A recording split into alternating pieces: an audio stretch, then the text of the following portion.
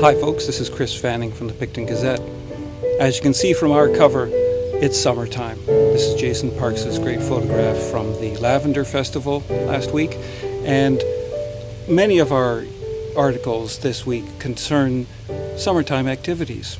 Karen Valahora offers a report on our tourist organization Visit the County and its expanding efforts to support local businesses by getting the word out to visitors both near and far. Now, this work is funded by the Municipal Accommodations Tax, or the MAT as it's known, a tax on overnight stays in the county. Its operations are outlined in an article here, and you'll see that it's doing quite well. Thinking of traveling in the county, our Living History section this week offers a lovely account of the pleasures of the road, traveling between Hallowell and Wellington from this week 190 years ago. All of these are linked below, of course. On a more somber note, we're trying to keep our eye on Picton terminals and the great variety of activities taking place there. Karen's editorial this week has some eye-opening figures and information. There's another letter to the editor concerning the Picton terminals this week, as well as a couple concerning the Athol daycare plans. And now for sports, let's touch down with Jason Parks.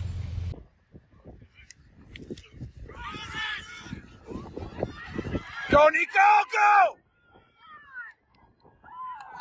With some exuberance at the end of the play, that's Sophiasburg's Nico Papadopoulos as he carries the ball over the line for a touchdown against the visiting Clarington Knights on June 23rd. Mr. Papadopoulos is one of a half dozen Prince Edward County players suiting up for the U16 Quinte Skyhawks this season.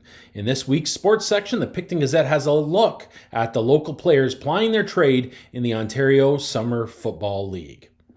Thank you, Jason. To return to our summertime theme, let's not forget about relaxing with a book. Liz Zylstra's column about the library this week makes several interesting book recommendations, and you'll also find a couple of reviews in this week's issue. For one of them, let's go back to Jason. Thanks, Chris.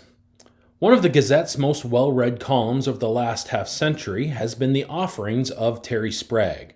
Starting in 1965 and for over 50 years, Gazette readers have enjoyed his informative look at the natural world surrounding us.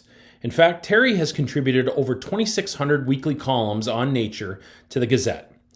This week, we take a look at his latest book, The Two of Us, a humorous and heartfelt look at his 14-year relationship with his dog, Christy. Now back to you, Chris. And back to you, Chris. I'm sorry? Chris? Back to me again? Okay. There's a new book. Assembly Press is the county's latest publisher. There's their logo. Designed by our very own Natalie Piper.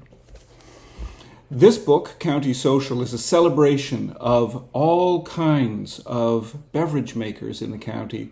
Spirits, beer, wine, cider, and joy. It's a great book, and you can read all about it in the link below, and there's even an excerpt for you to sample, printed in our paper this week. Enjoy, cheers, don't forget to like and subscribe. See you next time.